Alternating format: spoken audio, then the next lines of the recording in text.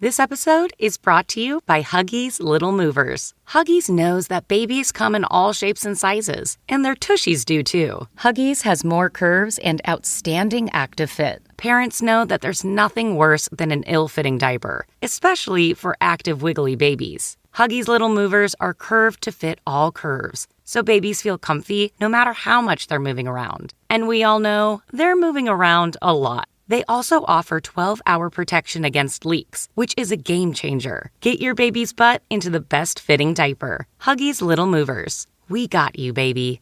Are you looking for stories of business innovation and resilience? Right now, you can tune into the Wondery podcast, How I Built This, to catch bonus episodes sponsored by Klaviyo. These episodes explore the journeys of up-and-coming entrepreneurial phenoms like Fishwife, diving deep into some of the practical challenges businesses face. With the insight of some special guests, you won't want to miss this. So, are you ready to get inspired? Check out How I Built This, sponsored by Klaviyo, wherever you get your podcasts. And make every moment count with Klaviyo. Learn more at klaviyo.com/BFCM.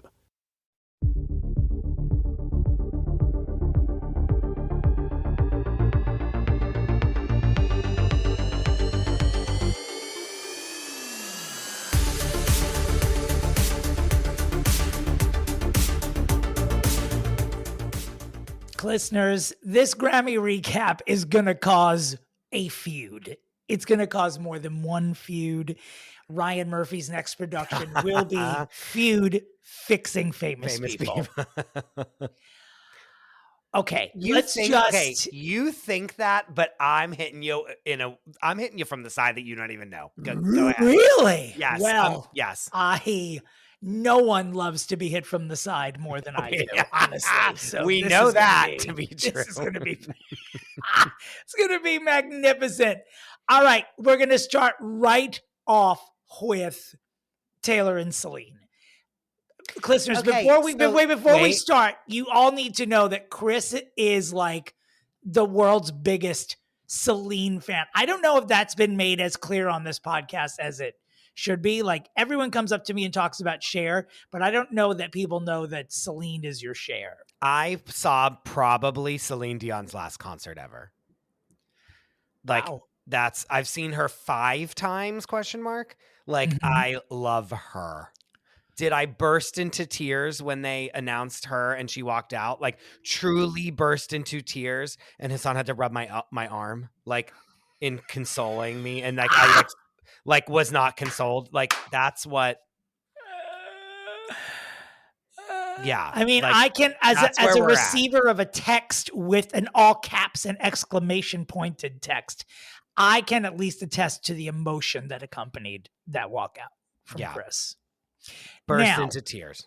We are thrilled. I mean, I think personally that her resurfacing in public, just what, 2 weeks before the documentary comes out, what a coincidence. I'm so glad that she got well enough to do that at the Grammys. Oh, how dare you?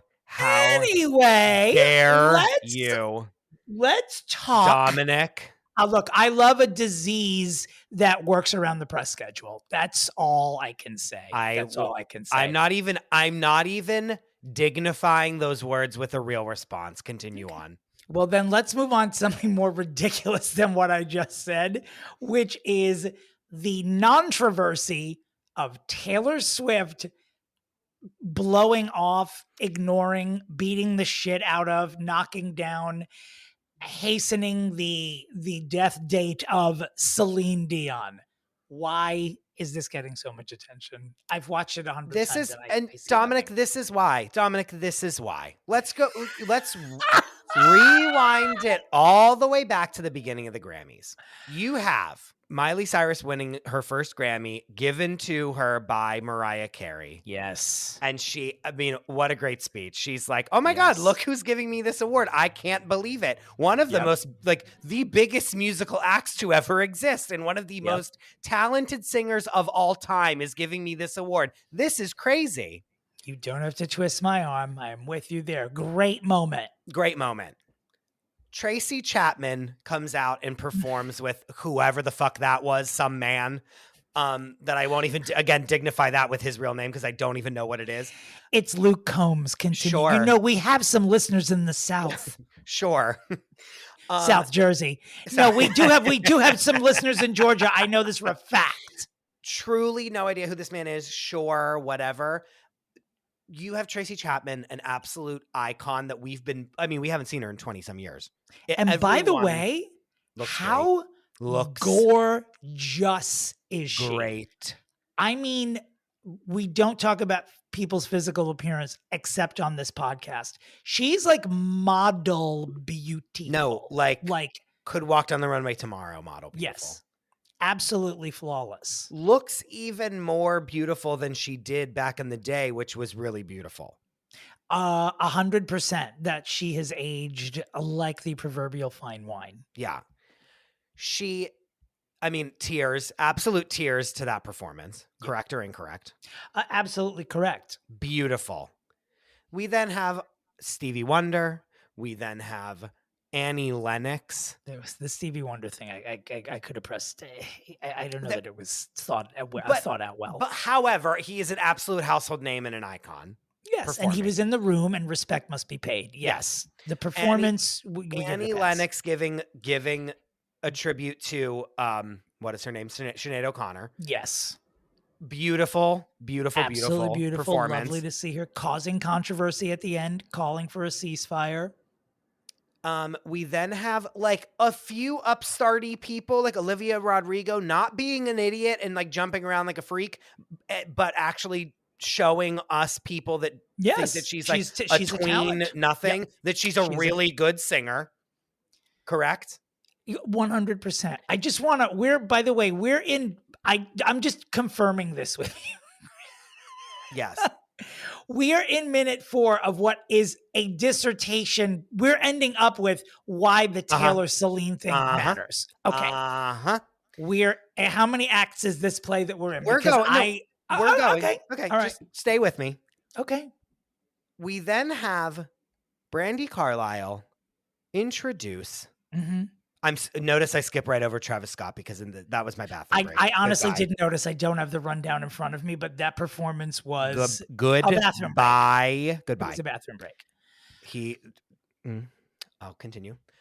We then have Brandi Carlile, like an absolute, like when you talk about someone who's like a current musician that is like up there with the greats, Brandi Carlile introducing and then performing with one of the biggest legends in music history, Joni Mitchell.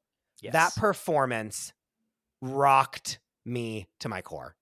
It was fantastic. It was timely. It was evergreen. There are generations of people who have never heard of her who now will. And that was the best part about that performance. And for me, it was an easy way to reintroduce herself to the world. And like just a beautiful, I'll be thinking about the performance for a very, very, very long time. Yes. And all of this is careening. Then we have Billy Joel performing a new song. Right. This isn't like your teeny bopper. Do you think Joni Mitchell ever do you think backstage at the Grammys, Joni Mitchell looks at Brandi Carlile and says, Can I rest now? You've been dragging me everywhere for the better part of half a decade, bitch. No, really. I'm grateful to be out of the house. I'm grateful it's up to both of our profiles, but can I please go back to Santa Barbara and my alpaca farm and die? Please. Yeah. No, for real. But they're like best friends. They do the Joni. How dare you? The Joni jam. Like they write songs together and stuff. It's like really beautiful. So all this careening and Billy Joel was where we left off. Yeah, Billy Joel performing a new song. Like again, many people that don't know who Billy Joel is that are 11, are seeing now for the first time. All of this is careening towards them saying a secret person that no one knows who is it going to be is going to come give the final award of the night. Okay. I'm skipping over Fantasia doing the Tina Turner thing because nothing you're going to say about that performance is going to be nice. So I'm trying to be What are you? I just know, Dominic, the texts I've received about that performance are not going to be airable on this podcast. And so I'm moving right along from that performance, not including it. Although Tina needed a tribute. Moving on. She needed a tribute, and Fantasia Barrino gave one of the most energetic performances of the night. I have rephrased the text that I wrote. I don't have anything further to say about Fantasia Barrino. Right along. Eating up the 2023-24 awards season. I don't have anything to say about it. All of this is barreling towards the album of the year. Mm-hmm. It is revealed that it is Celine Dion. Celine Dion walks out on stage. She's the mystery person. She is the mystery person. She has only been seen at one hockey game once in a photo since COVID, basically. Oh, I thought she was actually playing goalie at that game. Is this wrong? This is where she's. Right? You really want me to get mad at you now? Like not even in a funny way, in a real way. She gives this beautiful speech about how 27 years ago, Diana Ross and Sting gave her this exact award. And so I am now presenting. Now, again, think of all of the things that we have seen in the night. People that are absolute walking iconic legends giving awards to younger artists and like passing the baton to them. What happens? Taylor Swift wins, obviously. Everyone's like, I didn't know she was going to win. Of course she was going to fucking win. It wasn't an of course. Even the night, it wasn't. The awards were split between many people. Sure. I think SZA was the expected upset. I really do. The Grammys are a popularity contest. They always have been, and they definitely are now, and it was going to be her. She wins the award.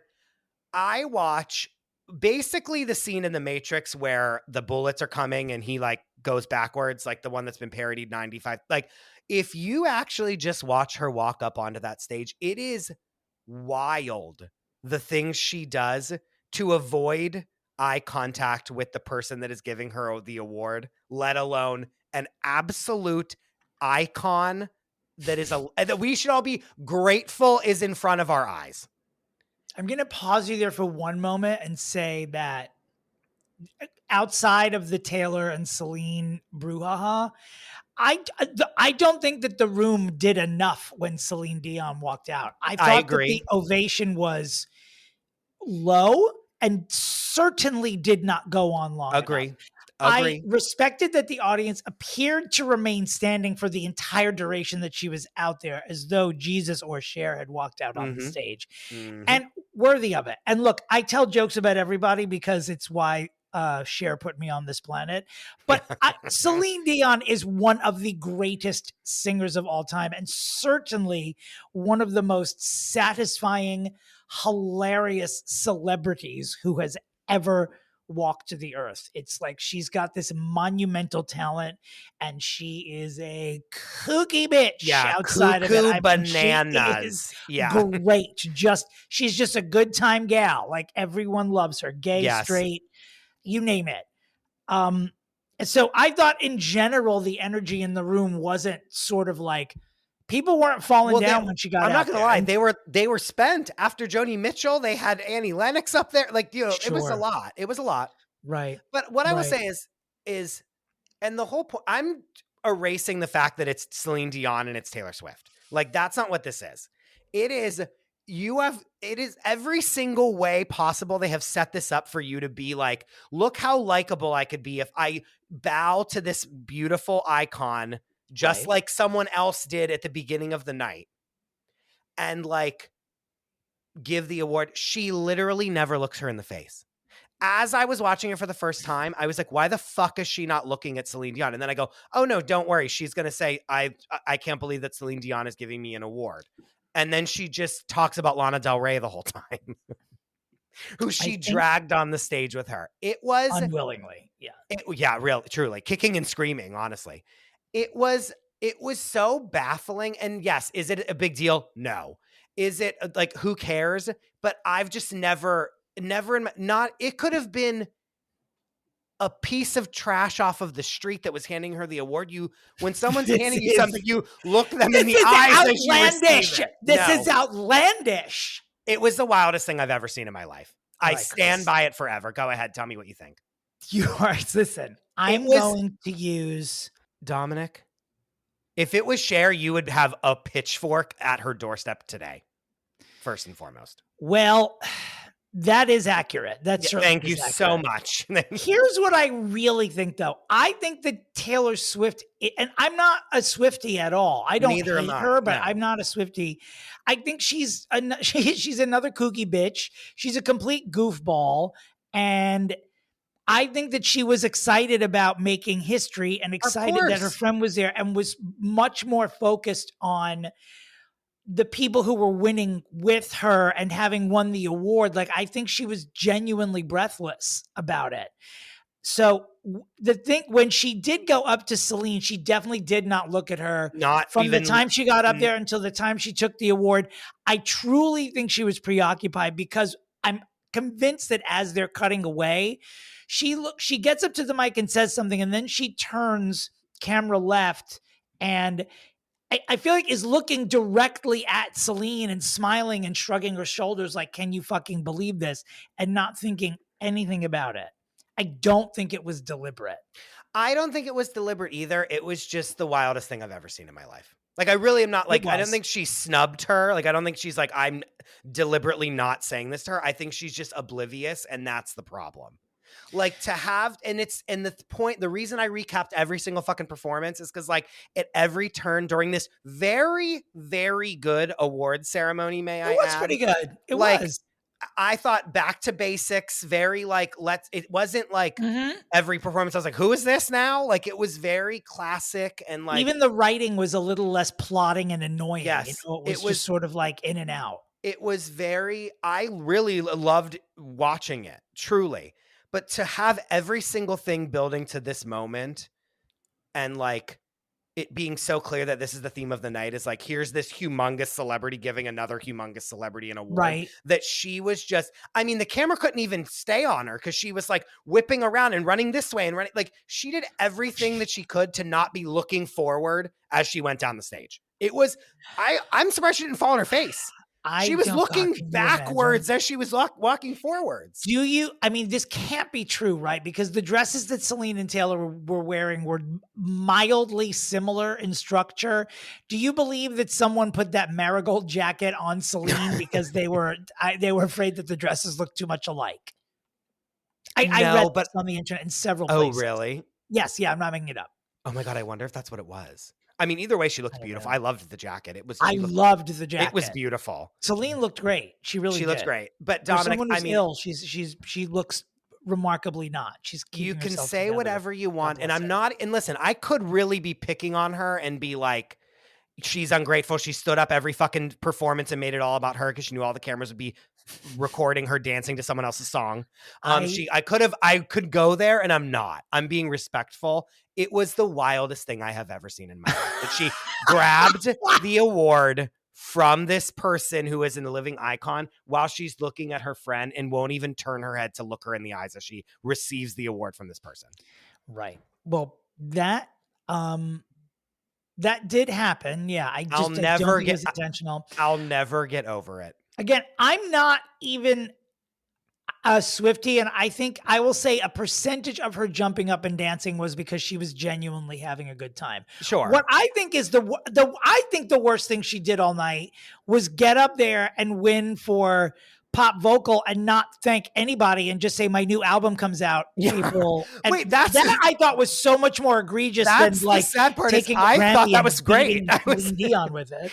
That was like, that's where you really speak to the fans. Like, she was like, this, I wouldn't be here if it wasn't for the fans. And so for the fans, I don't know. It was too, for her, who usually seems very like casual about shit like that, it was like, too much for me. I feel like she was, I liked it. Because I feel like she was like, oh, you guys got me this Emmy. Here's a gift. It's a new album. Like, all they want is more music from her. I felt the earth shake, by the way, when she said that. Like, I felt the ground shake. Yes. A tectonic plate was like shifting underneath us, truly. Like, she is the most, at this point, she is, if she's not the most famous person of my lifetime, most famous celebrity, I mean, Madonna at her peak, But I do believe like the mania of Taylor Swift, I believe because of Travis Kelce, because of like one album app, because of all of it. I mean, she very well might be like the most over publicized. And she's powerful. Kardashian level. Kardashian, No, she's Taylor bigger. Swift. She's bigger. You think she's bigger than way Kim? bigger than them? Yes. Oh. She's and more powerful. Yeah. Like the Kardashians are there, but every time they do something, everyone's like, you guys are fucking idiots. Like, you know what I mean? They always just slam them. You're right about like, the power. With Taylor, she is so powerful. You're actually 1,000% Which is right. why I don't feel bad that I'm criticizing that she didn't look at Celine Dion in the face. Everyone, well, first of all, you should never feel bad about any celebrity we talk about here. Second of all, that's why everyone is using her as a lightning rod for political bullshit, because she is powerful. 100%. They're afraid that she's going to say Biden. And really, at this point, why would she even do it? Like, why should she even enter that arena? No, I wouldn't. We don't talk about politics at all. We're nobodies. There's no, and we're like, we don't want to touch this with a 10-foot pole. I don't think in her place, it's like, well, when you have this, with great power comes great responsibility. It's like, she's an icon. She's a gay icon. She already voted for the man once before. She doesn't need to do it again at the literal peak of her all-time powers. There's just no need for it. There's not. No, it's crazy that I from a PR standpoint. I mean, and from a would I like her to do it? Yeah. I mean, I would be more apt to buy and listen to her shit if she endorsed the candidate that I want to vote for. But I just don't think it's necessary. No, me either. That's like, that's so far away from what I'm talking, like where I'm at with her. It's like, because of her involvement, I cannot wait to watch the Super Bowl. I am not ashamed to admit it. Yeah, same. And like watch the game and like really pay attention. Oh yeah. Counting the amount of times when she shot. I'm very blessed this year to be watching the Super Bowl at the home of lesbians who I will be peppering with questions all day about how the sport is played, because I just don't. I mean, beginning to end, never once, never a football game, beginning to end, never. You've never happened. No, that's crazy. Maybe when I was in college, maybe I stayed for a whole game, but I don't think I've ever even watched a full one from beginning to end. It's just not my thing. I bet a lot of people out there who are football fans have never watched Ordinary People from beginning to end. Goodbye. Okay, let's move on. I can't do this. But other than her being Neo in The Matrix, I don't know what else to say. It was a great Grammys, I will say that. Miley Cyrus needs mental care.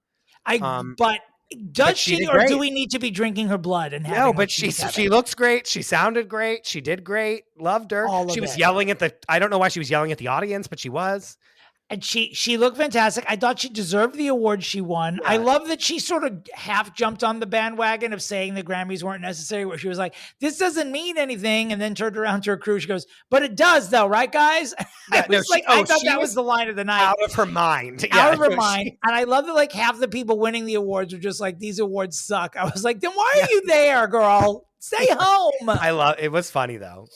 I can't even get involved in the Beyonce, the Grammys are racist debate, because the whole situation confuses me so much that I don't have anything intelligently to add to the conversation. Well, it's just, he just said what like many of the fans have been saying forever, is that basically like, although she has the most Grammys ever of any person ever, like she's never won Album of the Year, which is like, in theory, the most prestigious Grammy. Well, that's what I mean, because it doesn't make doesn't make sense that in my head I'm like, this can't be deliberate. They've given her why is it some sort of deliberate racist joke? Like, you can win the most of all time, but we're not going to give you the one you want.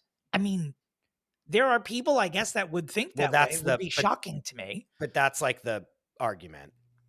But why give her, like, if they're being deliberately racist, why are they giving her all of the awards? Because they're like, I can't articulate. You're so amazing, so we can't not give you any, because then we look really bad, but we'll never give you the one that you like, that's like the biggest honor. Right. Well, I mean, I love that Jay-Z got up there and basically was like, the math ain't mathin'. That I do agree with. And there are there's always been award arguments like that. Like, how does something get nominated for Best Picture and not Best Director, or vice versa, which is really what this situation is. Like, why are you telling us how great we are below the line, but you're not giving us the top, which I get, but. And it's not for nothing. Like, Beyonce is one of the most, like, other than Taylor Swift, she's probably number 2 as far as like most influential people in music, period, done. Yes. So it's like the fact that she's never won this before is crazy. I can't remember who beat her. Harry's House. Harry Styles. And Adele. That's right. Ugh. Adele beat her. And Adele was like, I want to give this to you. Like, I don't even want this. Like, you deserve to have this. Like, remember, like, her whole Adele speech was beat like, Lemonade, and Harry's House beat Renaissance. But anyway, we have beaten the Grammys to absolute death. May they stay there, because I'm done talking about it. I like that this show comes out on Wednesdays, because Wednesday is sort of like the last day that I'm willing to hear any of you bitch about something that happened on Sunday night. Yeah. You know what I mean? Like, picture Sundays as New Year's Day, and Wednesdays are January 10th. Like, I don't want to hear about it anymore. No Happy New Year's, no Celine and Taylor. This is it today, guys. But do not come up to me at the duplex on Friday and start talking about Celine Dion. But I know that my friend Seamus is going to do this. Agree. Yeah, he should, and I'll be right there with him to agree. Don't go ahead. What? But you have to agree that I'm right, that everything was careening towards her giving this award to Taylor. The whole show was building to this moment. Meaning it was being produced for that this was going to be the big moment. Yes. Okay, thank you. That's all. Moving on. I didn't know that that's what you were intimating about, like with the careening and the like everything is like a little version of what we're about to see, which is like this Dynamite giving another Dynamite an award. Well, I agree with you there. I don't know that was our argument. But let's have a fist fight. Speaking of feuds, I want to say this. Yeah. If Ryan Murphy's next installment of his feud series isn't Britney versus Justin, then he needs to jump in a volcano, because why even be here if you have the power to tell the story of our time? Why you wouldn't do it with these star-crossed lovers? Since we last did an installment of the show, dual apologies, non-apologies. I don't apologize to fucking anybody. Gonna run home with your mommy. There's a lot to get into on Britney Watch. Oh, baby. Hey, y'all. It's been a big week, y'all. I apologized to Justin, and then Justin did a concert and sang Cry Me a River, and he said he not apologizing to fucking nobody. So then I went on Instagram and said, oh yeah, well, I take back my apology. You going to run to your mama like you did the last time? Hey, y'all. Big week. Big week. To quote Wendy Williams, death to all of them. I want him to rot. Like, you fucking, I'm like going off now. Now I'm really mad. You fucking idiot. You think that you're going to get up on that stage and say, I need to apologize to absolutely fucking no one, and that we aren't all going to come, our dancing knives sharpened and pointed right at you? Are you kidding me? In all seriousness, Justin Timberlake puts his family in danger when he says stuff like that. Because the Britney army, they are dedicated, and they are also, I mean, to say that there are millions of you that are unhinged, I mean that in the best possible way. I know that you're dedicated to the cause. I wouldn't let any of you watch my dog. I mean, I think that you're all that severely cracked mentally. But you are devoted to this one being, this one deity, and Justin puts Jessica Biel and his children at risk. It is, I mean, what a snafu. Like, how on earth do you think that is supposed to be something anyone wants to see? I mean, it's got to be that no publicity is bad publicity. It has to be. There will be people protesting at every single one of his concert stops. But they'll probably all still sell out. I mean, that's how he's letting every city know he's in town, by the lead story on the news being these concerts are being protested, and also there are some seats left. Just don't say anything. Just don't say anything. He had the audacity to come and do all this in the first place, and then to be like, I have nothing to be sorry for. It was very petty. It was very he should have. After she was like, guys, like, be nice. Like, don't, like, I want you guys to be nice to him. Like, yeah, that's what he didn't like. Right. Because he didn't want it to see, he was thinking to himself, I've already apologized for this 1,000 times. Now she's going to settle it by saying something. And he was probably thinking, fuck that. Yeah. I got to look hard because I got to be from Florida. He's a fucking loser. Well, he's actually from Tennessee, right? His songs all the boy bands are from Florida. The new songs are terrible. Have you listened to not the one song could be anyone, the Selfish or whatever. Then I saw him do an acoustic. One. He did an acoustic version of it yesterday on Instagram. That's the only one I've seen. I didn't watch the SNL performances. He makes me uncomfortable. He's not aging well. He looks rubber. Yeah.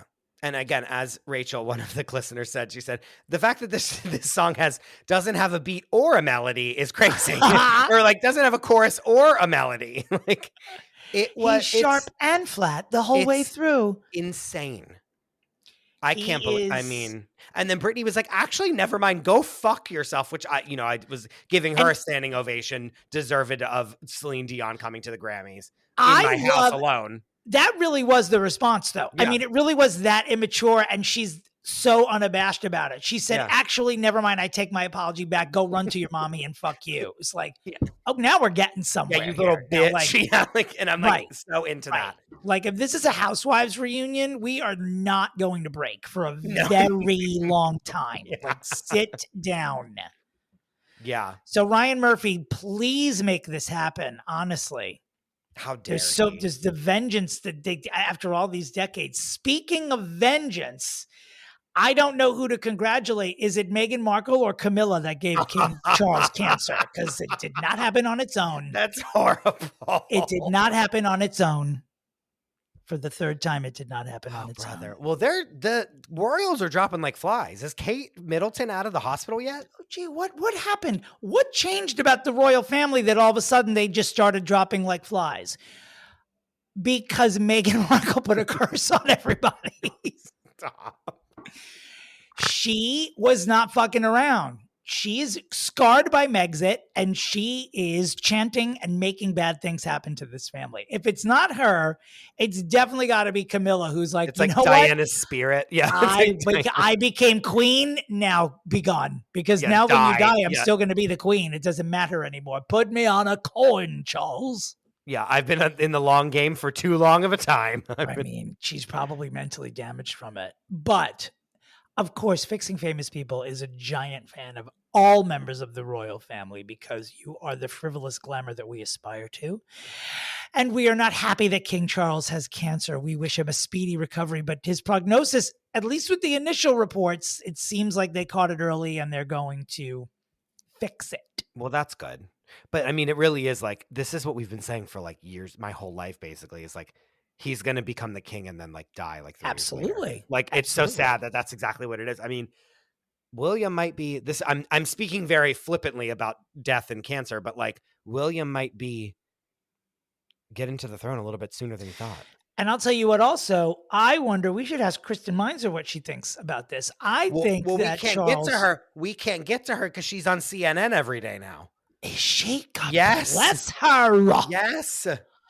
I think that there's a possibility that Charles would abdicate if he gets like a little gun shy because of this illness, because, you know, he's been in public life his whole life. I do believe that he and Camilla genuinely love each other. And I think he would probably, I bet that this could make him retire from public life and hand it all over to and like just get Wills. Well, like, you know what I'm saying? Yeah. Like if like go get well, like no one will be upset with you. It's like, right. But or is he going to hang on to it as long as he can because he's waiting? I don't know. It's funny to talk about it this seriously because we are pretending as though the role of a king is that of a president, and it's other than to be in the Daily Mail every day. Yeah, like like as far as I know, their daily chores involve going to like bake-offs and collecting checks from the government and watching their jewels be polished and eating doing walkabouts. Doing walkabouts. Right. Right. Yeah. So we do wish him well. And I guess Wait, but is Kate Middleton out of the hospital? My question stands. I Do we don't, know? as of press time, I don't know if Like, she's out that's yet. crazy, you know? Nothing can happen to her. I mean, there is the Windsor curse. They've talked about it for years. I mean, there's not, no royal family is immune from this sort of nonsense. Speaking of prostate exams, Drake's penis is humongous. Drake's penis could perform an endoscopy on, me, really, if he wants. Drake's dick was all over Twitter yesterday. And, by the end of the day, our friend Tom texts us to say that it's been wiped from the internet. I want to wipe my dick pics off the internet. How do I have to be famous to do that? It's another reason why I should become famous. Please share this podcast with everyone so I become powerful enough to wipe my dick pics off the internet. Thank you, listeners. You going to review this too? Are you going to give us a blow by blow? I'm not. I will say we did make it out of this without us actually getting to a legitimate fight, which I'm happy about. What did you think we were going to fight about? I don't know. I just thought you were going to be like, I am still stewing about you thinking the Celine Dion's illness is fake, and I'll have to just bring that up with you on Friday in person, and that'll just be what it is. But it is what it is. I don't think that Celine Dion is faking her illness. I do not. However, it was too easy for you to pass up and to make a joke it was way too easy because it's like, oh my God, she's in public and debuting on Amazon Prime February 13th. It just is a showbiz thing. I know that she's ill, obviously. Yes. So I don't want any, whatever Celine Dion heads are called, please don't spit on me if you see me in public. Speaking of documentaries. Yeah. I'm like waiting with bated breath for the Wendy Williams documentary that's coming out. Like, I'm nervous. I'm going to be watching it with my hands, like through my, like webbed hands over my eyes, like one eye peeking out. Like it's cringing, but I cannot fucking wait. It looks heartbreaking. I know. I know I'm just going to sit there and cry the whole time, but like, it's what we wanted. We begged for this. We did. I watched the whole thing with my jaw agape, my mouth agape, until she whipped around at one point and said, I'm 138 pounds, to which I actually screamed at the computer, goals, girl. Way to go. I was actually happy that she weighed that little. She looks terrible. It's because I want to weigh that. Oh, my. Well, in other news, we are having our very first live Zoom. Yes. For the Long Island iced tea tier of the Patreon. We are going to be fixing normal people. You guys are coming with your questions. You're coming with your problems. You're coming with your snafus. You're submitting them beforehand, hopefully, so we can get a little, wrap our heads around it like we do for the normal episodes. And then we're talking about it on a live Zoom with all of the Long Island iced tea tier. It is on February 18th at 7:30 p.m. Eastern time. All you have to do is sign up for the Long Island iced tea tier of the Patreon, and you can be with us. There's going to be a lot of guests that you've heard on this podcast that are going to be signing in, and we are ready, and we're going to let it all hang out, and we're going to have the best time, and we're so excited, so I hope you guys come. And let's just say we don't have confirmation that Celine Dion will not be there, or will she? We just can't say either way. That's all we can say. We don't know. We can't say. It's all we can say.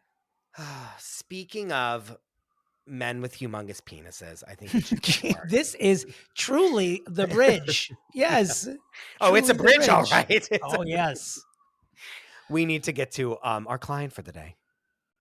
You know her from Next Food Network star. You know her from her podcast, You Are So Creative. You know her from her Instagram, where she does amazing recipes. It is Nikki Dinki, one of the funniest people I've ever met. Here she is. Hi! Wow. I mean, I don't want to compete with Dominick for funniest, but I'll take one of the. Well, thank you for saying that. I'm a fan of this show. I'm a fan of you guys. So it just is just a joy to be here. And like, now I get to see how the magic happens. Yeah, well, get ready. You're going to be disappointed. You're going to be very upset. There's whatever's below basic. That's what it takes to put this together. I would expect nothing less or more. But before we go on, Nikki, tell us a little bit about your podcast. Ooh, so my podcast is semi-recently started.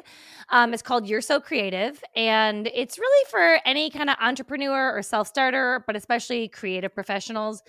And, we're just kind of going and talking to all of my favorite people from the food world to the fashion world to tattoo artists to all sorts of brand creators. And, forming a little bit of a community there and giving people a chance to talk about, these sometimes very isolated careers as creative people, but also giving people like actual tips and tricks to leave with. So it's just kind of all the conversations I was having with my super awesome creative friends who are doing amazing things and kind of sharing that with everyone. But it's really, it's really fun. And it's definitely something to check out, especially if you are kind of doing your own thing or you've got your own podcast like you guys, And I will say this about Nikki, if you're not familiar with her, she is like the non-annoying kind of bubbly. And if you are annoyed by bubbly people, you know what I'm talking about. No, Dominick, I don't mean to interrupt you. Go on. It's just a great compliment. No, I don't know that I can even offer you a better compliment. It's just like, it's good energy that doesn't make you hate good energy. That's what you are,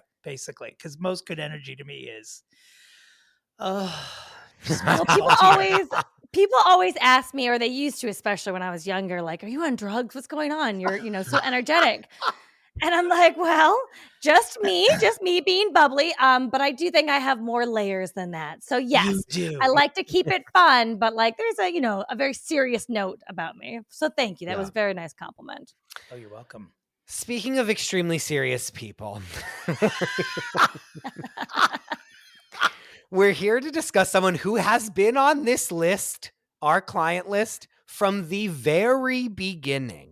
Day one. This is a person who has angered people enough for such a long time that when we told them this concept, this man's name was on their list. I'm serious. Like it might have been the first submission that we ever got. In that man's name is Nick Cannon.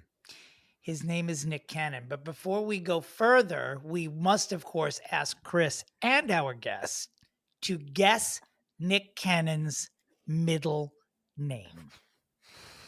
It's funny. I knew you guys did this. And I remember thinking, I should. Oh, I know. Actually, I thought I wasn't going to Google it, but I did think I would think of something witty to say. And amazingly, here I am, having thought no more about it since the last time I had this thought. I'll let Chris take the lead on this one. Chris, what do you think his middle name is? You look so confident for those who can't see him. You've never seen a human being take anything more seriously than Chris takes the middle name challenge every week. It is wartime for him, this part of the show. Nicholas? Ooh, you're really making us wait for it. In that long pause, I came up with something. If you want me to go now. Nicholas Garrett Cannon. Wow. Okay. Nicholas Garrett Cannon. Strong. Nikki, what is your guess? Okay. For some reason, B came to me. So, I'm a little psychic. I think I'm a little in tune with okay, something extra in the world. Hence my abilities at a craps table or a roulette table. Ooh. So I felt like B was very important. And so I went to Benedict. Because it's overly legal. Beautiful guess. Beautiful guess. But and he would be one of those old lords that I don't know. That's where I went with wow. Wow, Garrett, I'm so right. Garrett and Benedict. You are all you're the parents of all the people at Mommy and Me in Williamsburg at this point. Garrett and Benedict. I am floored. When you hear how simple this name was, normally Chris and any guest will guess the simple version, and it ends up being Marston or Cartier or something utterly ridiculous. This week, you have given us two what I will just call upstairs at Downton Abbey names. Yeah. And you are I changed my answer to Sam. Close. Nicholas Scott Cannon. God damn it. Yeah. Because Scott he is comes from a simple background, like he's really. It's a simple name. It's a simple name, Scott. Yeah. And here we are. He's really disappointed. It's okay. He's a Libra and he's 43 years of age. For those of you who might have thought you stumbled onto a pageant podcast, we can do that as well. Please go to patreon.com/Fizzing Famous People. I mean, you're such an idiot. So Nick Cannon. I mean, obviously, let's just not beat around the bush. Like, the reason he's on the list is because he has 900 kids from like 900 people. So yeah, that's 902 was the last count. Yeah. So that's like obviously the most what we're going to unpack. But like, let's back up for 2 seconds and talk about like, I mean, he is an actor as like a young person. He was in a bunch of child shows. Star. He could be described as a child star. He was a teenager when he was on All That. He was on All That? Really on All That? I loved All That. Allow me to refer to is it Wikipedia or Wikipedia? Nicholas Cannon, in television, Cannon began as a teenager on All That before going on to host the Nick Cannon Show, Wild 'N Out, America's Got Talent, Lip Sync Battle Shorties, which I assume is the child version of Lip Sync Battle. What do they do there? Megan Thee Stallion? I don't know. Unless it's with it's an all. What's with all his wives? It's all his. No, it's all the women. It's all the women he's had kids with. Is what it is. Well, I think that Dominic, it's pronounced shotties. No, but this is the thing. That kind shotties is SHAW. This program Lip Sync Battle Shorties. These are the racist things that I edit out of the podcast. Because my even trying to spell these things, I feel like I'm wearing a Klan hood, and someone's going to write in and say, "Burn him." Lip Sync Battle Shorties, and of course, The Masked Singer. As an actor, he's been in the films Drumline, Love Don't Cost a Thing, and Roll Bounce.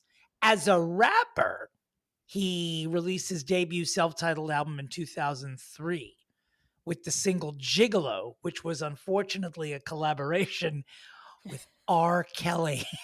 Oh, yowza. That's... Ooh. Woo. So I mean, I don't remember. I don't remember him on All That. I'm not going to lie to you. And I was All That. Like, well, I'm going to ask the two of you would know. Like, I'm older than you, and so to me, he just sort of. I guess he came when he was on Wild 'N Out is how he entered my mind, because I was back and forth producing stuff at MTV at the time. That's the only way I would even know. But I think it's from Wild 'N Out. No, Wild 'N Out definitely made him. Well, Drumline was like, he's a movie star now. Mm-hmm. Like, after being on like TV as a kid, like Drumline was like, oh, he like is the star of a movie. Whether that be like I think it was like a made for TV. And is he the star of that movie? No, yes, he's the main made character. For TV. That was a real movie. I feel like people like know that movie. I don't remember it that well. Was he an actual good actor in that movie? Unclear. Does it matter? I don't know. I don't even remember it. Nikki, does it matter? I guess that's a no.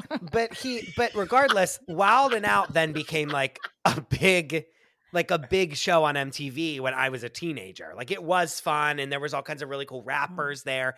And then like he hasn't stopped hosting things since. Well, he really became a host. I do like that he dipped his toe as a rapper. He's like, you know what? I'm a pretty attractive black man. Like, I might as well give this a try, just in case. Anyone could, I should be a rapper, question mark. I mean, if every contestant on Drag Race can do it, Nick Cannon can give it a whirl. Yeah. You know what I mean? So I don't know, like, and then I'm telling you, like, I knew him from Wild 'N Out, but he was just sort of part of that whole, I don't know, he was just an MTV guy, like a Dan Cortez, or just like a people that I'm only going to know from there and then never see again. And then one day, you're just reading the purple section of USA Today, and you think that you see it says Mariah Carey married Nick Cannon. You're like, him? What?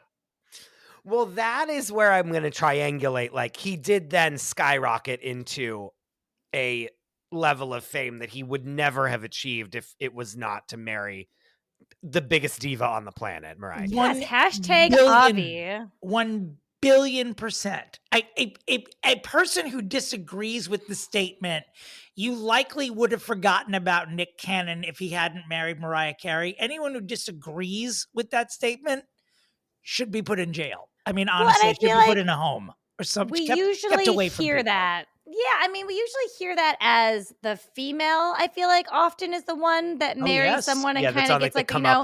Yeah. Yep. Yeah, like it's a little bit more rare for someone of Mariah Carey's status, especially back then, to, you know, go after a Nick Cannon from MTV.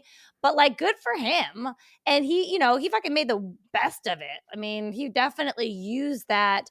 And honestly, if you look at his hosting career after that, you know, he basically just developed himself as a personality. Oh, yeah. Which was better than a rapper. So, you know, he's good. Yeah, honestly. Well, turns out he's better at that than rapping as well, thankfully. And as we say on this show all the time, hosting is hard. And Hosting he is actually is a pretty decent host.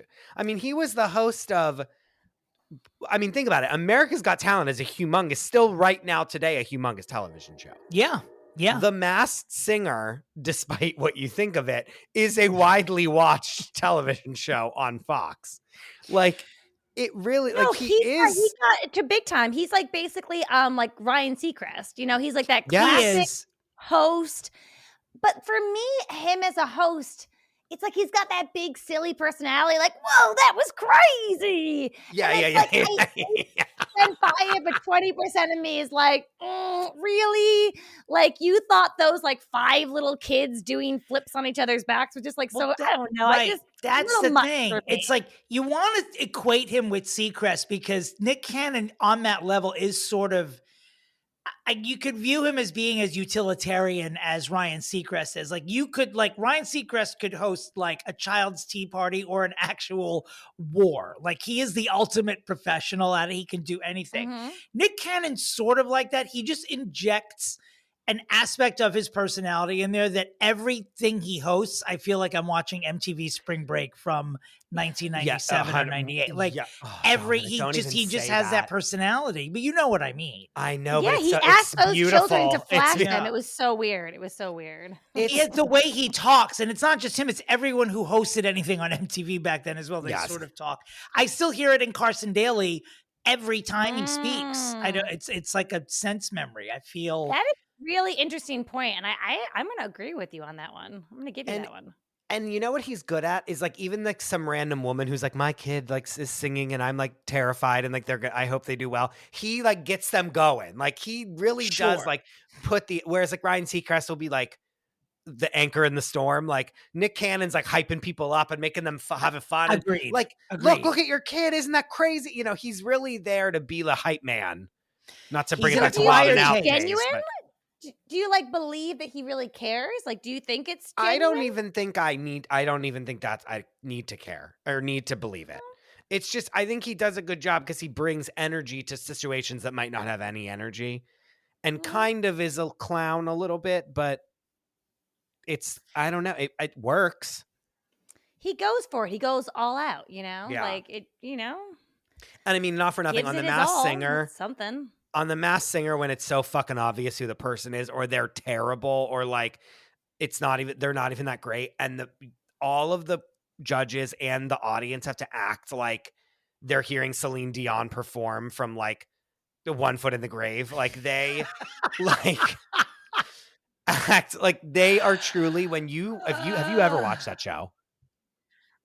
Only clips, truly only clips. So Nikki, I actually haven't really seen him. You won't be able to get through a full episode because you will be horrified that this is what's on TV. Because people are like, what? And it's like zooming in on their faces and they're like, they act like it's Meghan Markle being like unveiled every single time. Like truly, they're like, this is Princess Diana's ghost. Like, and it's I love her to death, but it's Countess Luann. You know what I mean? Like, are they always good? Like, are the singers always good? No, sometimes they're terrible. Hence, impressive? Wendy will in the most iconic performance ever, Wendy Williams singing and laughing and making herself laugh and snort and burp during her performance. The best thing ever. I'll send it to you. Yeah.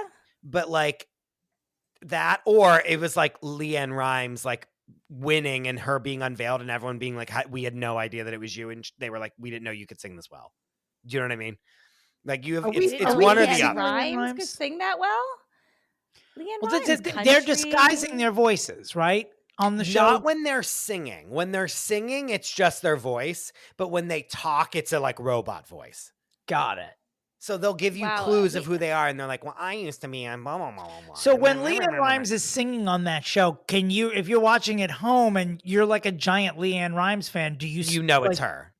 Oh, and yet this cast of people didn't know it was her. They don't have a clue, Dominic. They couldn't tell you up from down about it. Interesting. It's crazy. She's a real singer, I feel like they're coming for me right now. No, I really don't know. No, I'm just saying it's insane that people watch this TV show and are like, oh yeah, this is believable at all. Like it's insane. And wow, we have some catching up to do. I mean, I've never watched an episode of it, to be honest with you. I know what it's about. Who are the judges? And I are they unfit? I want to be with you when you watch. You need to be in my home when you watch 2 minutes of it. Because if you watch one of the audience reactions, you will say, turn this off immediately. Okay, so we're gonna give him some real props on his hosting. He hasn't gotten these gigs out of nowhere. He definitely found his little niche, but it's almost like he then said, oh man, I am so amazing. Let's create more of me. Like he bought into his own hype. And then he said that over and over and over and over and over and over again. We should mention a couple of other things about him. I mean, obviously he has, and I can't remember because I know one of his children passed away, but I do believe he has 12. Are you serious?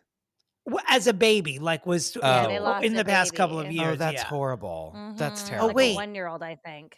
Yes. Maybe less even. Right.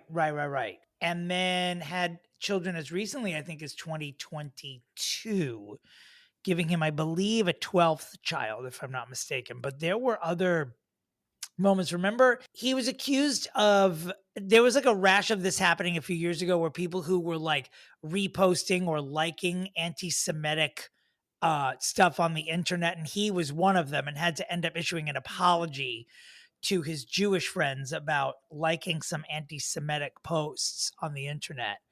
And then, and I don't know if these happened around the same time, but remember he resigned from America's Got Talent, and there was something controversial attached to that.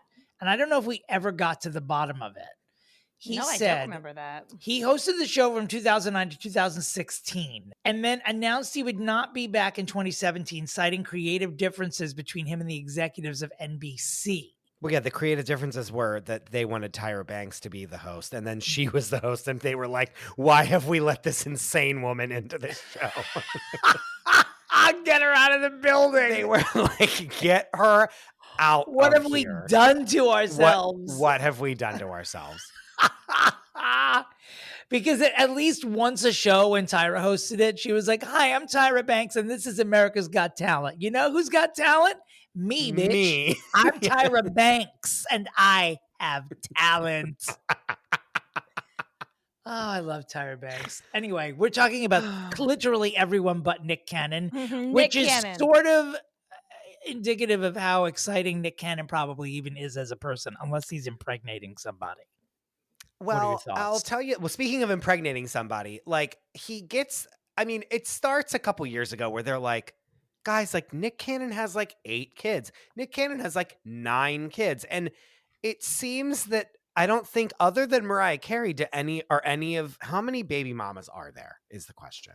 That's a good question. Many? My best guess is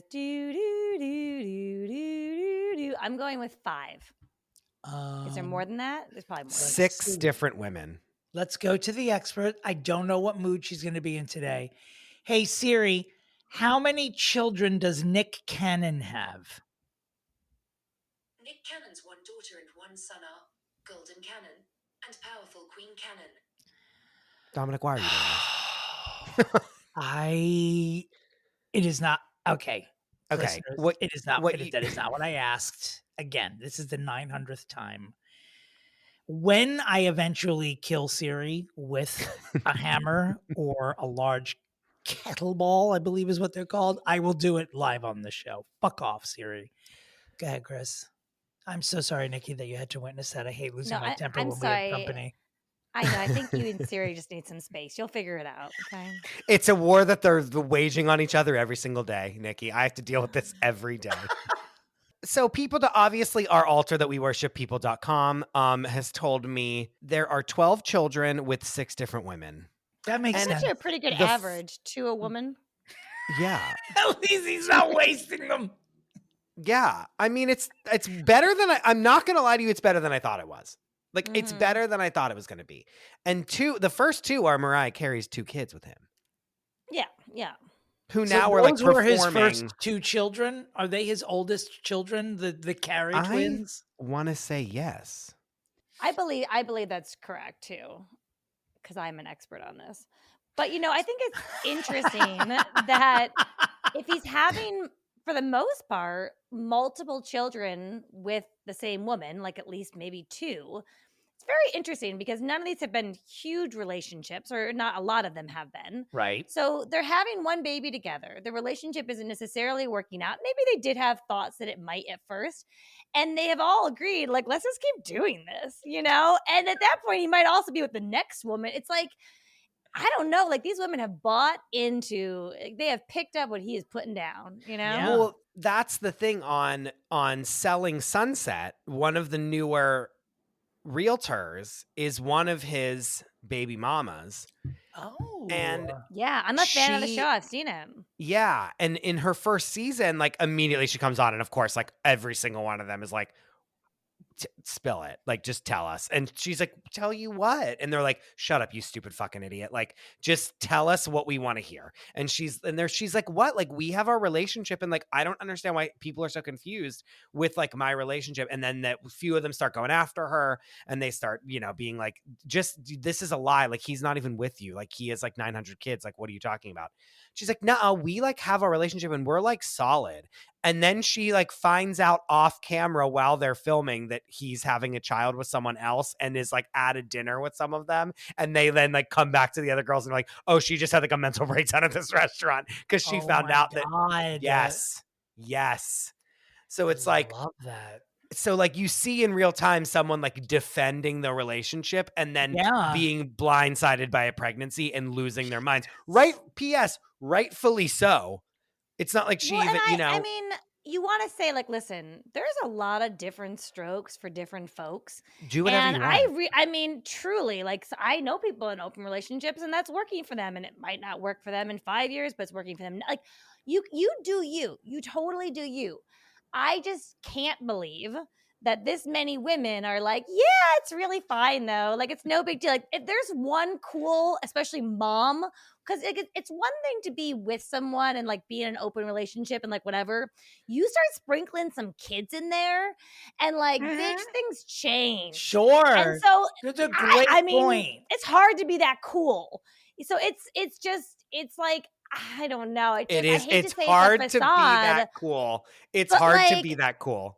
I mean, commendable if you are. It's hard for me to buy it. It's and a you lie. have to also understand that people are going to be curious because it's not the norm. And I remember that first episode because she was so much like, what? It's like, no big deal. Like, it's just like, we're just doing our thing. And it's like, girl, come on. People need more information. This is Here's the information. No. Here's the information. If you're one of Nick Cannon's baby mamas, all I want for Christmas is putting your children through college. So when you're appearing anywhere, you're going to say, yeah, I'm fucking fine with whatever. I don't want to love you. I mean, that is it. Mariah Carey is putting all of those children through school, and everybody knows it. Yeah. So wait, is that what's happening? Does he have a great settlement from Mariah? Because he can't make, I'm not saying he's not making good money, but that's a lot. And these people all seem to be living pretty extravagantly. I mean, where is the money coming from to this degree? I don't know. I really I don't. mean, he's on like good shows, I will say.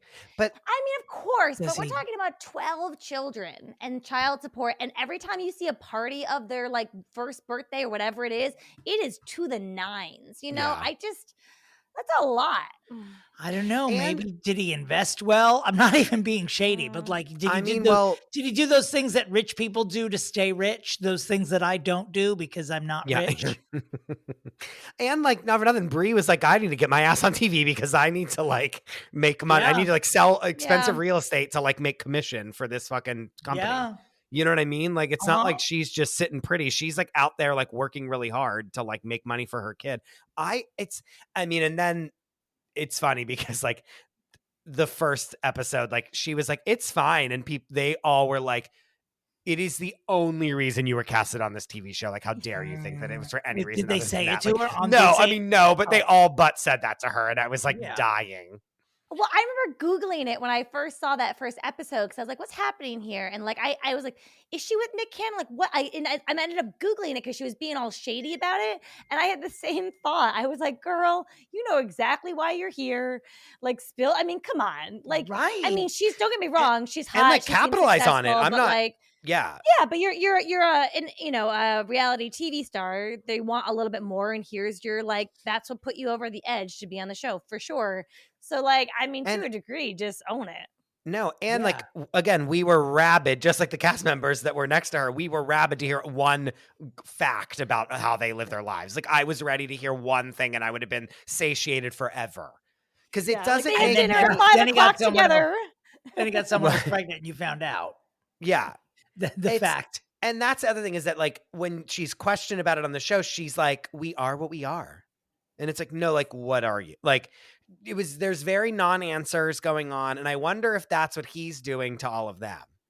Like, is he we have giving, to define this? because during the holidays, I remember all these memes that were like, this is about to be the hardest working man in like one day. And it was Nick Cannon. And it was just like a collage of like him with the, like all the different Christmas photos of like him with all of his kids, like in different places with the different wives. Well, and then It's- that starts to no, go ahead. It's basically sister wives. Like it's like other than them living in the house together, it's like he's in theory like with all of them or like at least trying to be there, which is commendable and good. Like that he's like in the kids' lives that even though he has 17 million kids, but it's like you saw like holiday picture with the family, holiday picture with the next family, holiday picture with the third family, It's holiday fucking picture with the so, fourth. like- Everyone but Mariah Carey had like a holiday photo with him this past holiday. Well, So because it's they're all like- trying to be reality TV stars. They're like, I gotta make a buck because he's gonna run out of money soon, you know? Right. Yeah, and Right. there's no end in sight. Also, I mean, Do you think Well, that and- when he quit America's Got Talent, that 3 or 4 of them called up and said, "What the fuck are you doing? Like, you I don't would. quitting a job. Crawl back would. to NBC and apologize to them. God damn it! Well, honestly, the saddest thing to me, and I mean, obviously, I don't know these women personally, and like I said, to each their own, but it seems like, especially from seeing Brie on Selling Sunset, it seems like there's still emotions there with at least some of them. And it's hard not to have emotions there when you have the connection of a child because Sure. yeah, things would be easier and awesome if daddy was, living here at our house instead of blah, blah, blah, blah. And so it seems like I'm imagining that more than one of these women is kind of hoping that, they're going to be the girl that turns them around. I mean, we've all dated that person that we're Right. like, yeah, like he's kind of an ass and he cheats around or whatever. But like, I'm special, guys, like he's going to change for me. And I feel like that's what you got from Brie in that beginning of Selling Sunset. Yeah. And then it was like, yeah. I think she was fine with the casualness of it because she was getting the most of the casualness. And then when it went away, she was like, wait a minute. Sure. And, Ooh, it's if hard. there are more of these women that think they're going to change him, I just want to say to you, good luck.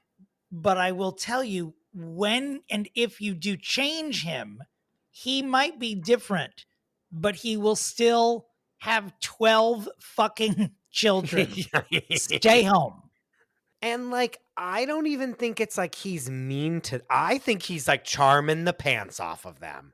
That's what I literally, yes. Yeah, I don't even think Did you it's. say clitorally? Yes. That would be the funniest word. That's our clarifying. catchphrase. It's our catchphrase. Oh my of our God. podcast. Yes. Can we get that on a t-shirt or something? Oh, we have it on a Click candle. it. We'll send her Oh some. my God. Yeah. You guys are amazing. I'm sorry. Continue. I truly think he's like, girl, you are I love you. Like, I think he is like dickmatizing these women, and then they are like, Nick Cannon's in love with me. You know what I mean? And they're like, he wants to impregnate me. Like, do you know what I mean? And then he's like, oh, what? Huh? And then is like, gone, baby, gone. And then he's like, no, I love you. Like, I think he's just like a smooth operator. Like, I think, am I wrong? Yes. Like, and no, for sure. And I think he's one of those very, very dangerous men who truly believes it in that moment. Like, he You does know, love those- all of them, actually. Yeah, those first 6 months, he's like Brie or whoever. He's like, wow. He's like, this woman is amazing. Yeah, insert And name I do here. want- yeah. Oh my goodness. Like, I think he really does believe it. Like he believes his own BS. And so Yeah. it's a slippery slope. And then suddenly you got child number 13. I mean, it's gonna happen again. How can it not? Well, the other thing too is that everyone knows Nick Cannon lays pipe, basically. Like, we've seen, like, we've been to the websites that just have collages of his dick in slacks when he hosted the daytime Nick Cannon show. There was just like 20 or 30 times where his dick was clearly visible. So then, you sort of understand how is he able to, he is literally dickmatizing them with what can only be described, from what I understand, as a scepter gifted to him by the Lord. And so that's definitely part of it. That's going to be on the back side of the t-shirt. Like a dick imprint of Nick Cannon's. Yeah, I have not seen those pictures. Just if anyone else there is not run, in the know don't like walk. me. Yes, when we leave here, just go right there. If you just Google Nick Cannon dick, it'll pop up. Well, yeah, I assumed. But I have seen Nick Cannon in person back in the day when the Super Bowl was in New York / New Jersey. I worked on it was a concert series for VH1, and it was called like, Super Bowl Blitz, like concert or something like that. And it was basically a concert in every borough of New York and then a concert in New Jersey, like in the nights leading up to the Super Bowl. And Nick Cannon was the host alongside, get ready for this name to slap you in the face, Stacy Keibler. Do we remember her? What? Ooh. Remember Stacy her? Keibler of the Keibler Elves? Yes. No, the name is so familiar. Please fill me in. She dated George Clooney for like 2 milliseconds to get famous. Right. And at the time, she was like a hit. Like, she was like gonna become an it girl and then never did. But she was hosting this thing and she was really pretty. But Nick Cannon, at one point, we were at the Beacon Theater in New York City. TLC was performing. And Nick Cannon was basically 5 feet away from me. And I will say he was very hot in person. Is he tall? Yeah, he's like got some height on him. Yeah. Not like crazy. He's not like 7 but foot tall. He's but not. He's like approaching 6 foot, or like, he's like. I watch this. Hey Siri, how tall is Nick Cannon? Nick Cannon is 6 feet. Well, look at you, bitch. Gold star for today, Siri. It's about time. So I actually got to drink him in on, I don't know if you actually didn't name this show with his accolades, the Nick Cannon Show, his daytime talk show. All the collages of him having a big dick in pants are from that daytime show, by the way. That's what he was going for, huh? Mm-hmm. But tell us, is this your story? Because we know you have Afternoon Delight. Yeah, no. So the Nick Cannon Show, I believe it only ran for 1 season. Uh-huh. And I'm going to say that was, I don't know, COVID times, last couple of years. Yes. And so they wanted to do food segments. And that is one of my specialties.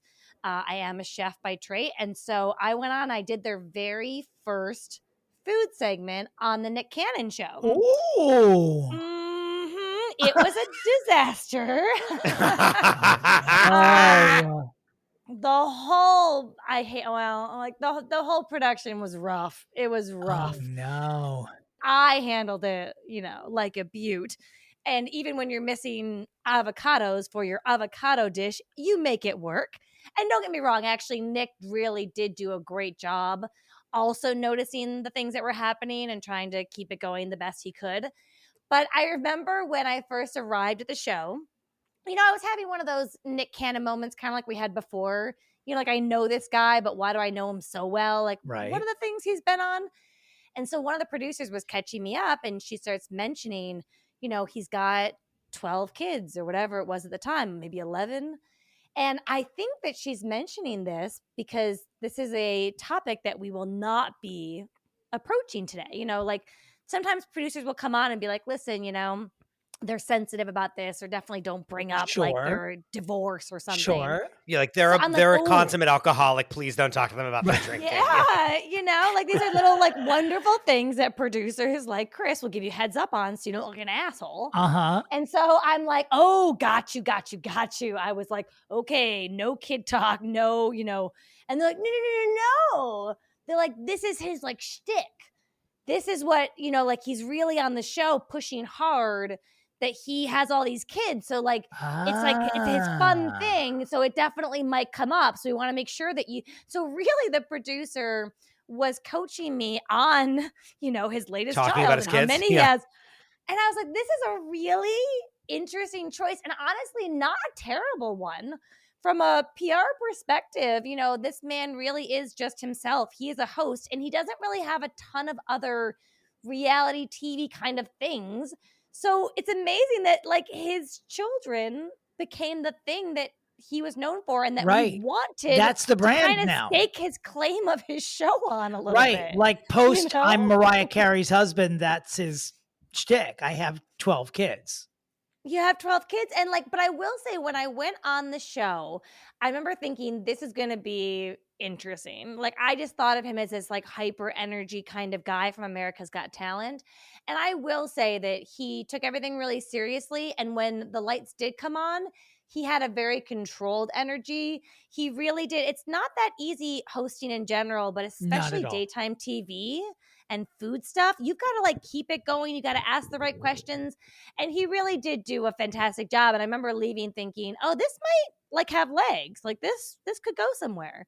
I mean, it didn't, but Right. I got to give him his props there. But I thought it was so interesting that they were coaching me on, hey, make sure you know about all his kids. And I was like, okay.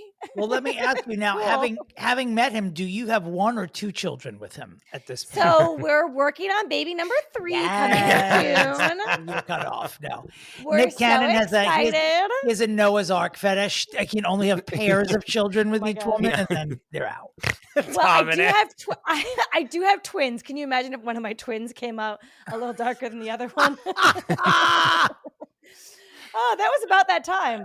No. But I do think he's a tall drink of water. Like, don't get me wrong. Like he, there was a part of me that was like, hey, what's going on there? Well, Nikki, that story reminds He's a good-looking man. I'm looking at him right now. No, He's definitely he is a good-looking man. He's aged very well. Mhm. Like, that story reminds me that he did a Buffalo Wild Wings commercial recently that was like, buy one, get one free. And he's like, I have so many kids. Like, I need buy one, get one free or something. Oh my God. And it was like Nick Cannon pokes fun at being a dad of 12 in Buffalo Wild Wings ad, a lot of mouths to feed. Like, that was a commercial. And then there was one where it was like, I don't think it was the same commercial, but he was like, I don't even know what the commercial was for, but it was something where it was like, don't let Nick Cannon like look at you because he'll get you pregnant. Yeah. And the girl was like, oh no, oops. And like she had a big pregnant belly. Like he really is like embracing it in a way that is kind of upsetting because it's like, no, like this shouldn't be the butt of a joke that you have 12 kids. Like I don't know. It's like his sex tape. He's like, this is going to. Nikki, 100%. Yep. We speak the same language. And here's the problem is that like on a serious note, now most of these kids are pretty young. Mariah's kids are a little bit older, but like there are actual children out there that are never going to get enough time with their dad. I don't care if he's the dad of the year. He also has a career that is A huge very career. demanding, a huge career. Mhm. I mean, a lot of people don't understand that. A lot of those TV shows and stuff, you know, they shoot for months. They are taking you on the road. And so it's like, you know, I don't know. At some point, the joke kind of becomes not so funny when you're like, you know, I suddenly agree. these kids are writing their agree. memoirs at 20 and they're like, you know, I was one of Nick Cannon's 22 kids and here's my story. Like, ooh. Yeah, it's ripe for TLC. I'll tell you that much. Oh, it's I mean, are we at the pitching hour? Because yeah, I was speaking gonna of say, TLC, I think have I something to should. say. Okay, anything else we need to say about Nick Cannon before we do the pitches? I think we've covered it all, including Yeah. his actual canon. So take Yeah. it away. Wait, oh, wow. That was such a great tie-in. I missed that before. That's why you're the host and I'm the guest. Good job, Dom. I just have dick on the brain. Yeah, well, you ding dong. Ding dong. Nick Cannon. Speaking of the Learning Channel, I mean, I haven't done it in a while, but I mean, it's a reality show with him and all of the wives and the kids. If it's a reboot of Sister Wives, go ahead, but like it is him. We follow with cameras him doing every single one of those Christmas photo shoots and watching these people squirm on camera to try and say that they believe in whatever fucking relationship they have with him. And we just keep those cameras on them long enough, and then we start to see the cracks. And then they're going to start, it's going to be like a house of cards, and it's going to be beautiful, beautiful, beautiful television. Because every single person in the relationship is lying. And we all know it, and they know that we know that they know it. Truly. And Wow. I think, and it can start as like fun world, like fun. Look how crazy it is that I have 12 kids. It's what he wants. Like he wants this. He'll do it in 2 seconds. Little does he know it will be the absolute downfall of every single person that it touches. But it will be something that we will eat up like breakfast, lunch, and dinner. I will be watching this show. And I think it's either on... we were talking about Selling Sunset and the very small morsels that Brie was giving about their relationship or we were anything to rabid. do Mm-hmm. with the Rabid. situation, and we all had the same response to it. So when you look at that, you have to say, well, if these three weirdos have that response, then you know there's quite a few other weirdos out there that would. And yeah, but you're right. I think that it would go south. It would go south. And that's my pitch. I too am pitching a reality show today, which I don't know that this has happened before where we're both pitching reality shows in the same, but mine's completely different. My reality show is where Nick Cannon hosts a series of Bachelor-esque miniseries where love that. he marries off his baby mamas to the men that are actually going to be loyal and also raise Nick's children. Oh my God. And that is my pitch. Raise Nick's children is a great title. Oh, I love it. Raise my kids. Raise Nick Cannon's kids. Raise Nick Cannon's kids. I like that because then the baby mamas get a little airtime, you know? Yes. Yeah. And it's just like little versions of The Bachelor, one after the other. Yeah, season 1, 2, 3, 4. Season 1. Every season. But seriously, there are enough baby mamas that you could do this for several years. Oh no, for several, and then he'll just keep making them. He'll just keep doing show it on the air. Well, I will say, Dominic, I will point out that your pitch incentivizes him to have like 14, 15 children, and he needs to be stopped. I'll just say that. What if, can I amend my pitch to say that before the series starts, he must have, during the finale, he must have a vasectomy live on the After the Final Rose reunion. For the first time in Raise Nick Cannon's kids' history, a live vasectomy. So these are good pitches, guys, and they were very short. Well, I think they're short because we've all seen this obvious thread of this is reality. And so we just kind of want more of that. But and it's funny because Chris's I definitely want to watch. Like I watch some reality TV for sure, but I wouldn't say I'm hardcore. Like I like to pick and choose. I mean, Vanderpump Rules early seasons, especially. Come on, Yeah, that's unparalleled. amazing. But I'm not watching like every Real Housewives. I'll watch some Bachelor, but if I don't like the guy, I tune out. I Yeah. have real high standards here. And the idea of Nick Cannon, and like you said, going from one, holiday party to the next and pretending that this is normal and everyone pretending it's normal, but it's so not normal. I mean, I will be watching. However, if we're talking about actually fixing him, keeping this going, and like if we're concerned, if we're really trying to fix him in a way that supports him and not just entertains us, then I think keeping him as an actual host on Dominick's fucked up series of marrying off these baby mamas actually would be the best for his career, because Chris's show is going south fast. Yeah, now that I'm thinking about it, I really wasn't helping him at all in this pitch.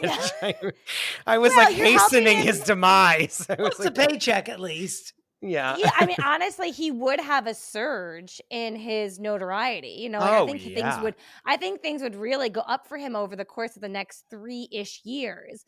But then it's, he's already invited a lot of talk about his personal life, and he'd be inviting a lot more. And I think it's like when you get like a little too famous or have too many followers on Instagram, or a video goes too viral and suddenly people come out of the woodwork just to tear you down. Like all the comments go negative.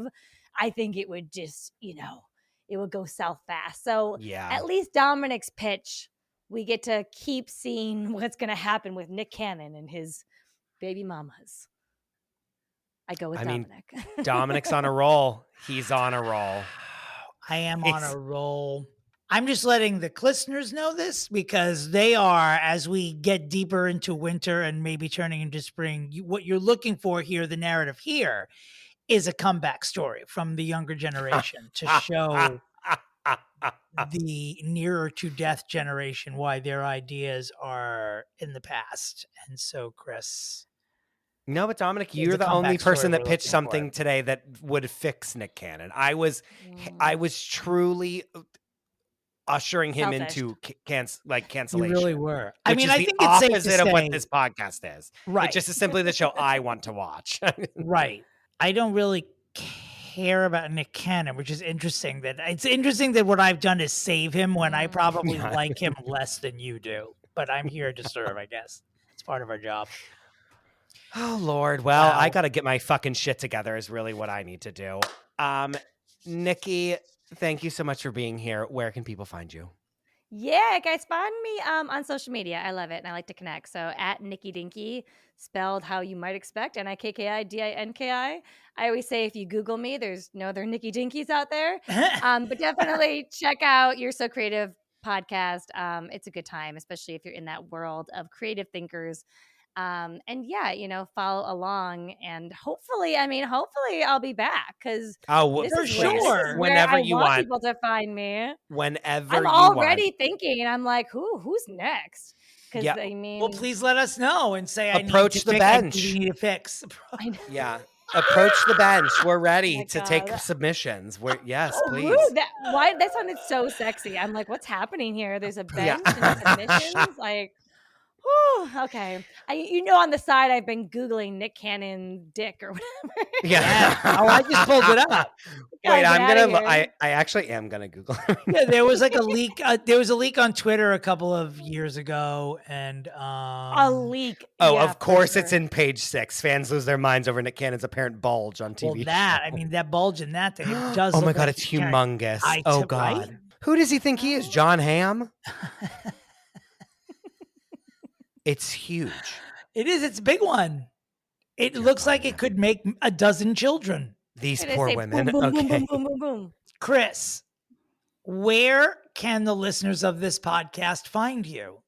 They can find me at the Chris DeRosa. They can find the show at Fixing Famous People. You can find the Patreon at patreon.com/fixingfamouspeople. We did this out of order, Dominic. Where can the listeners find you? Yeah, because no one asked me, Chris. That's I'm why sorry. we I was did it out of Googling. order. I was No one- dickmatized by Nick Cannon's penis, okay? But do you see now how he's able to impregnate all of these women? I'm trying to promote myself.